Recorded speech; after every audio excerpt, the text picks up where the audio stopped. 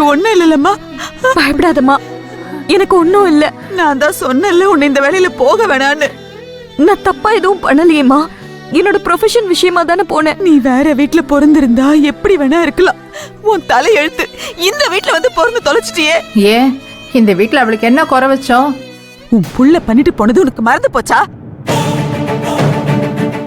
நீ மறந்துடுவ. உன் மவன் பண்ணது உனக்கு தப்பாவே தெரியாது. ஆனா அந்த கலிவரதை இன்னைக்கு வரைக்கும் மறக்காம இருக்கானே.